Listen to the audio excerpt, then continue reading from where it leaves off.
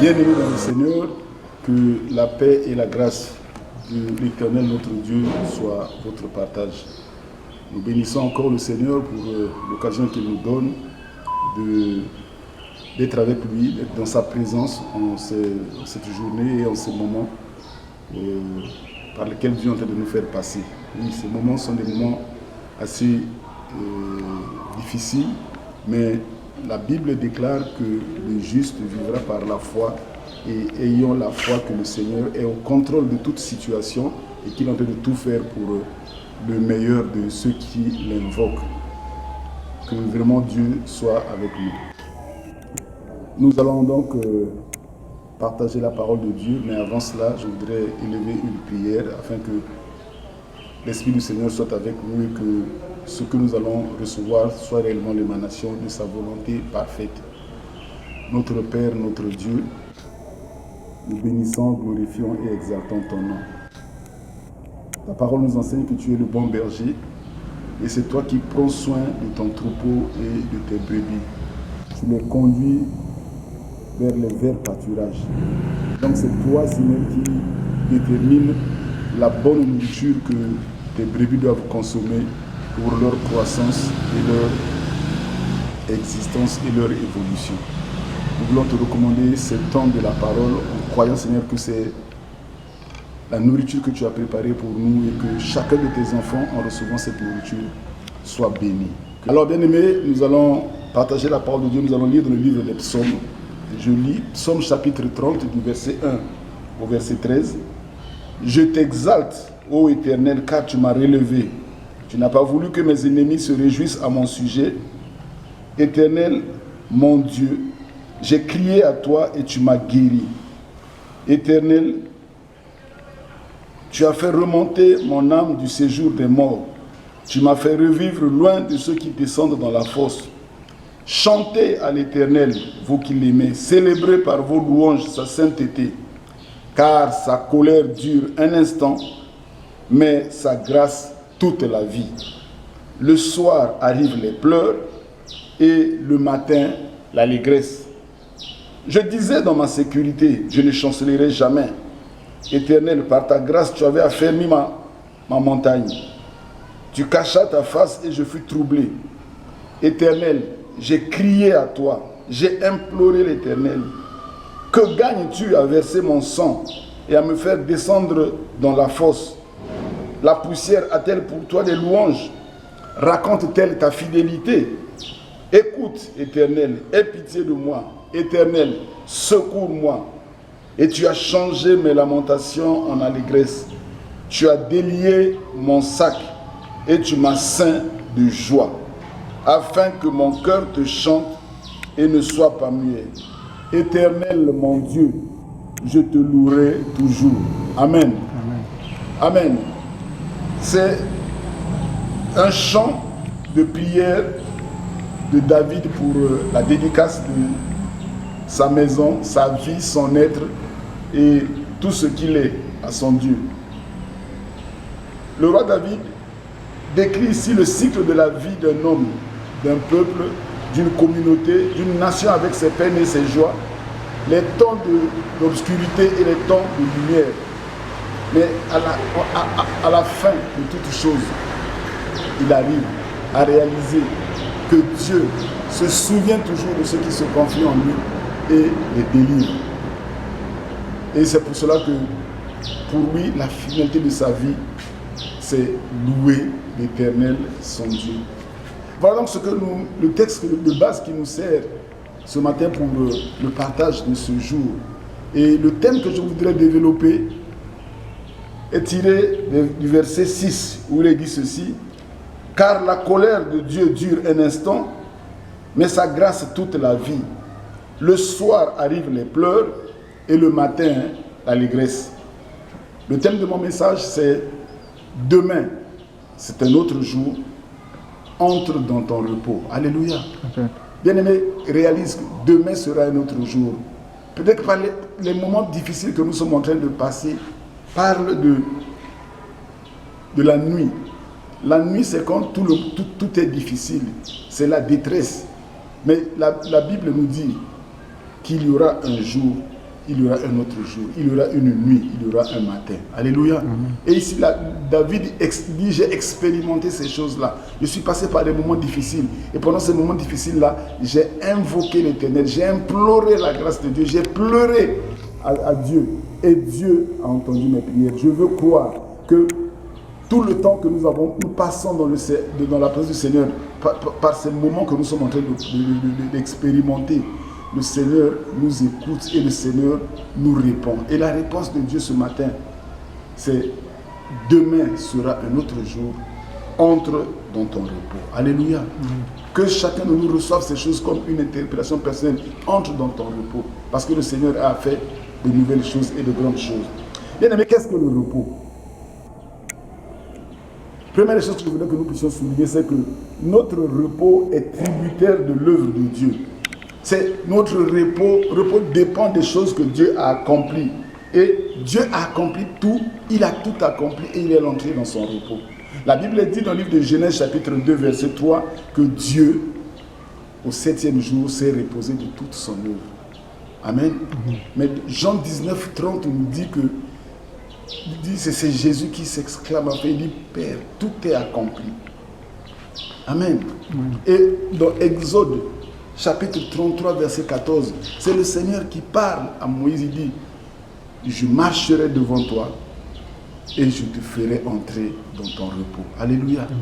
Bien-aimé, notre repos dépend de Dieu. Et Dieu ce matin et dans ces moments-ci dit j'ai entendu tes prières, tes supplications mon peuple et je t'ai mis à part. Entre dans ton repos. Le repos a plusieurs significations. 1. Le salut. C'est ce qu'on appelle le repos passé. Nous sommes sauvés. Nous ne nous battons pas pour nous. Nous sommes sauvés parce qu'à partir du moment où Jésus-Christ est venu habiter en nous, nous sommes sauvés. Deuxième chose, c'est le repos passé. Le repos présent, c'est la victoire sur le péché. La Bible dit que celui qui est en Christ a vaincu le péché. Tu as la victoire sur le péché. Le péché ne commandera plus sur ta vie. C'est un repos. Rentre dans ce repos-là. Et enfin, il y a ce qu'on appelle le repos futur. C'est-à-dire l'éternité, nous allons la passer au ciel avec Dieu. Peu importe ce que nous pouvons expérimenter comme difficulté aujourd'hui. Mais la Bible dit que la colère de Dieu peut durer un instant. Si ce que nous sommes en train d'expérimenter, c'est la colère de Dieu. Mais sache qu'à la colère de Dieu succédera le matin, l'allégresse et la délivrance. Alléluia. Le repos, ce n'est pas une cessation des activités, mais le repos, c'est un état de conquête et de victoire. Entrer dans son repos, c'est obéir et croire. Et c'est là où ça devient important pour nous en tant qu'enfants de Dieu. Et quand Dieu nous fait voir des choses, mais dans la pensée de Dieu, les choses sont déjà depuis longtemps établies et accomplies. Alléluia. Lorsque Dieu dit aux enfants d'Israël en Égypte, il dit sortez. Pour Dieu, c'est déjà accompli. Mais les enfants d'Israël doivent poser des actes pour sortir de l'emprise d'Égypte. Lorsque devant la mer Rouge, Dieu dit aux enfants d'Israël, marchez. Devant eux, c'est la mer Rouge. Pour Dieu, c'est déjà accompli. Pour eux, pour Dieu, le chemin est ouvert. Mais l'homme semble encore voir que le chemin est fermé. C'est pour ça que Dieu dit, marche, sors. C'est-à-dire, sors des pensées qui te font croire que tu y es encore dans l'obscurité. Sors des pensées qui te font croire que tu es encore sous une quelconque dépendance. Dieu dit, moi j'ai déjà fait ma part. C'est à toi de t'approprier ces choses-là. Alléluia. Marcher par la foi. Entrer dans son repos, c'est saisir par la foi l'œuvre achevée de Dieu pour que nous puissions remplir notre mission et que nous puissions entrer dans notre appel. En ce moment précis, le monde passe par des moments difficiles. Coronavirus, Covid-19. Et on a le sentiment que dans la bouche des enfants de Dieu, même le nom de Dieu a disparu, le nom du Seigneur a disparu. Tout le monde ne fait que parler Corona, Corona, Corona, Corona.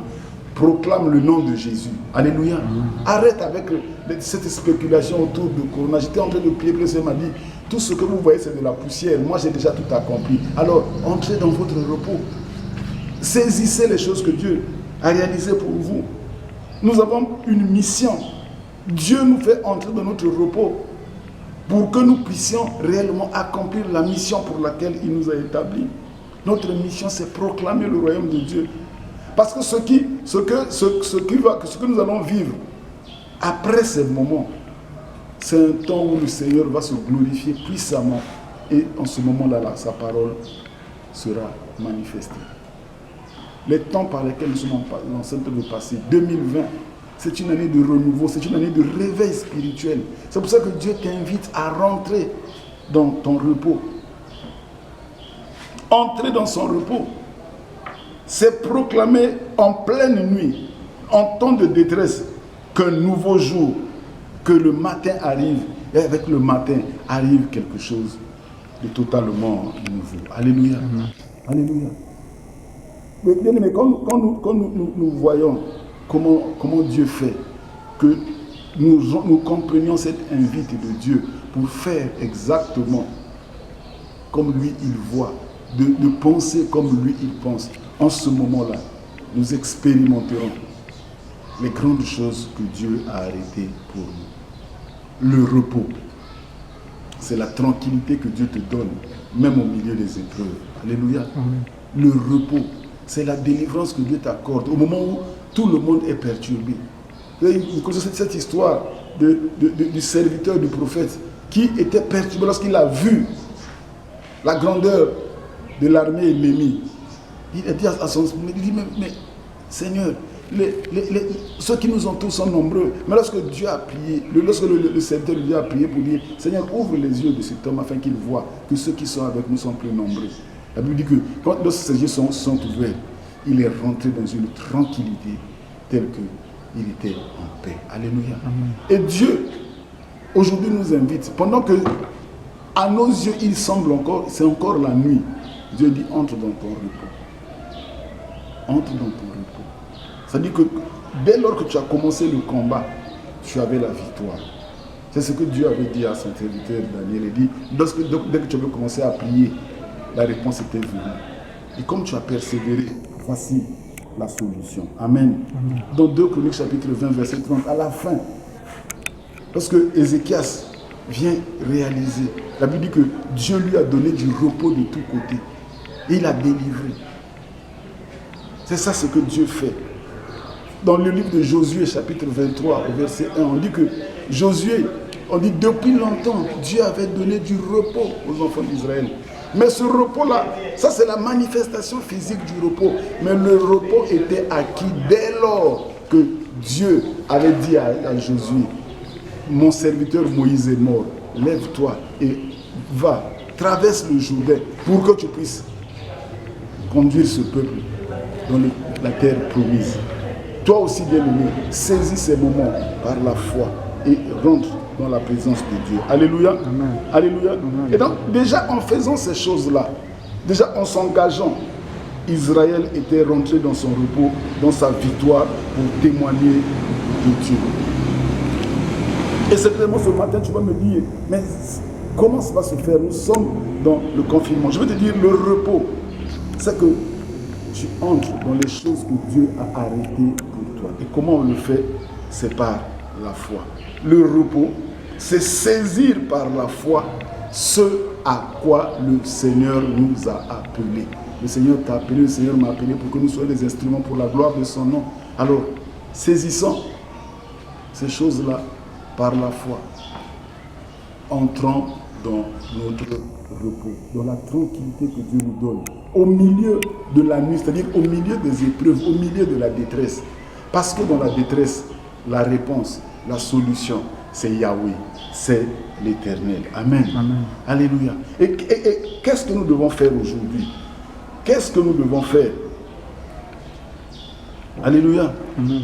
Nous devons proclamer le règne et la majesté de Dieu, c'est-à-dire être prêt à aller annoncer le nom de Jésus partout où le Seigneur nous conduira.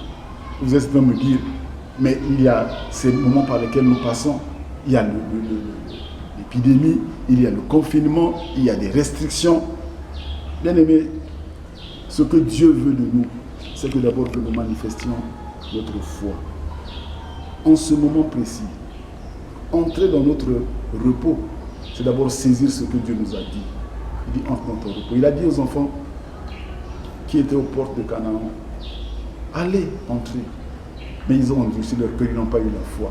C'est pour ça qu'aujourd'hui, le Seigneur nous dit, si vous entendez sa voix, n'endurcissez pas votre cœur, n'endurcissons pas nos cœurs, disant, Seigneur, j'ai reçu ta révélation, je dis oui, amen, conduis-moi. Parce que c'est toi qui me conduiras à cela. Alléluia. C'est toi qui me conduiras à cela. Alors, qu'est-ce que nous devons faire? Disons notre disponibilité à être utilisés par Dieu. Ça, c'est quelque chose de très important.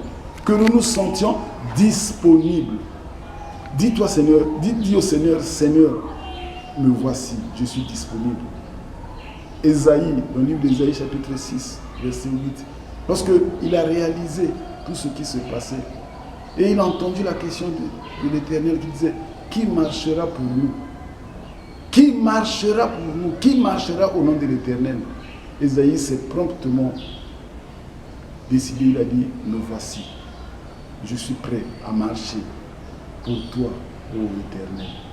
Et parce qu'il a fait cela, le Seigneur s'est révélé à lui et a commencé à lui dire, ce que Dieu attend de toi et de moi aujourd'hui, c'est que nous disions notre disponibilité. Dieu a émis son instruction. Demain sera un autre jour, mais dès aujourd'hui, entre dans ton repos. Mais parce que le repos est là, parce que les choses que Dieu a accomplies sont déjà là. Et toi, saisis ces choses-là par la foi. Pourquoi maintenant? Pourquoi maintenant nous devons nous lever? Parce que les temps sont accomplis. Alléluia. Les temps sont accomplis. Parce que la moisson est mûre. Dans le livre de Jean, chapitre 4, verset 35, Jésus était avec ses disciples. Ils sont passés par Samarie. Et les disciples regardaient Samarie comme une société où les gens n'étaient pas qualifiés pour le salut. Mais le Seigneur voyait dans le cœur des Samaritains une soif, une envie de Dieu. En ce moment précis, le monde a une soif et une grande envie de Dieu. C'est toi et moi qui sommes le peuple et les serviteurs de Dieu, entrons dans notre repos en disant, Dieu nous a mis à part, Dieu nous a délivrés, Dieu nous a affranchis, Dieu nous a préservés, alléluia, pour que nous soyons des instruments pour proclamer son nom et son règne. Et nous allons. Et lorsque le Seigneur Jésus a rencontré la Samaritaine, il y a eu un investissement et immédiatement, la parole de Dieu a rejailli dans le cœur de cette femme et elle est devenue un instrument de Dieu. Elle-même, elle a été changée et elle est allée pour changer les gens. Notre prière aujourd'hui, c'est que celui qui s'appelle la parole habite dans nos cœurs. Et c'est lui que nous devons faire habiter dans le cœur des hommes et des femmes. Entrer dans son repos, c'est laisser Jésus-Christ, la parole faite chair, se manifester en nous. Que la parole faite chair vienne habiter. On a dit que dans Jean chapitre 1 verset 14, que la parole de Dieu a habité. La parole faite chair a habité au milieu de nous. Et nous l'avons contemplé, nous l'avons vécu, nous l'avons expérimenté. Et nous avons vu qu'en elle il y avait la grâce et la vérité. Et comme il y avait la grâce et la vérité, c'est le jour qui se lève. Lorsque le Seigneur Jésus vient, il vient pour faire lever un nouveau jour dans ta vie. Je ne sais pas ce qui s'est passé hier, je ne sais pas ce qui se passe aujourd'hui, mais je sais une chose, qu'il y a un nouveau jour qui se lève.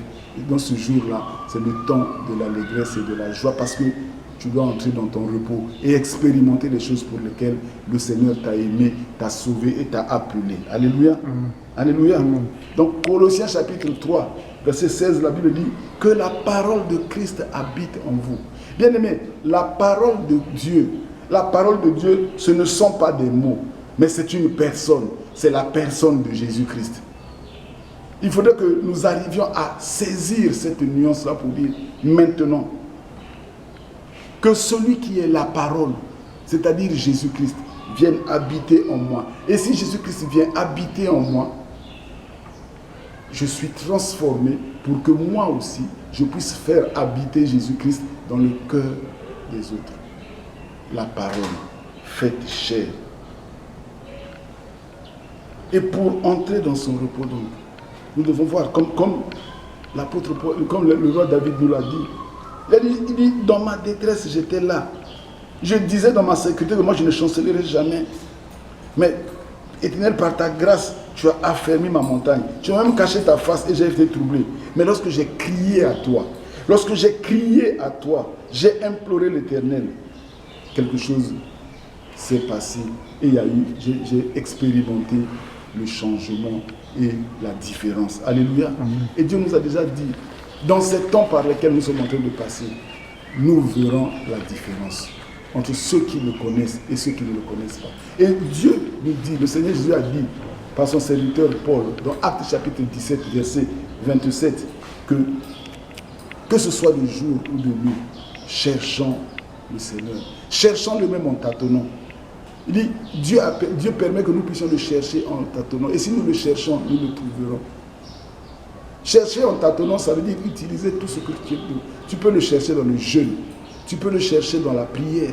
Tu peux le chercher dans la lecture, la méditation de la parole de Dieu. Trouve tous les mécanismes pour chercher le Seigneur. Et si tu le cherches, tu le trouveras. Retenons une chose, au moment où nous allons peut-être nous séparer, que le Seigneur est celui qui produit en nous toutes choses. Ésaïe chapitre 45.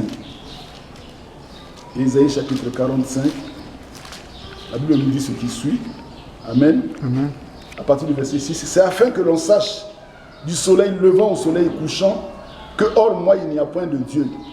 Je suis l'Éternel et il n'y en a point d'autre. Moi l'Éternel, je forme la lumière, je crée les ténèbres. Je donne la prospérité, je crée l'adversité. Moi, l'Éternel, je fais toutes ces choses. Alléluia. C'est l'Éternel qui fait toutes ces choses. La nuit, pendant que tu es dans les détresses, pendant que nous sommes dans la détresse de la nuit, le Seigneur est là. Mais le jour qui va se lever est aussi l'émanation de la volonté du Très-Haut. Alors, notre prière, entre dans ta foi, entre dans ton repos, cherche le Seigneur. C'est le moment de s'attacher à Dieu, de saisir par la foi les choses que Dieu a faites. Pour dire, Seigneur, je sais, je n'ai plus peur de rien, je ne m'inquiète plus de rien, parce que je sais que toi, tu as fait le plus important. Tu es rentré dans ton repos et tes œuvres sont depuis longtemps accomplies. Maintenant que j'ai entendu ta voix, je ne résiste pas. Je me donne à toi. Fais de moi l'instrument de ta volonté. Il a dit, invoque-moi et je te répondrai. Il dit, tu me trouveras si tu me cherches de tout ton cœur, de toute ton âme, de toute ta force. Alors, entrons dans notre repos. Abandonnons-nous entre les mains du Seigneur. Saisissons par la foi ce que le Seigneur nous demande de faire. Ne résistons pas, n'endurcissons pas notre cœur, mais entrons tout simplement pour dire, me voici Seigneur. Fais de moi l'instrument de ta volonté pour la gloire de ton nom. Et que ce que tu as annoncé devienne manifeste et total en moi. Que toute la gloire te revienne. Toi qui es Dieu, béni éternellement, au nom de Jésus-Christ de Nazareth. Amen. Nous allons prier. Seigneur notre Père, nous bénissons ton nom. Nous avons entendu ta voix. Toi, Jésus-Christ, la parole faite chair. Tu nous ordonnes d'entrer dans notre repos et de saisir par la foi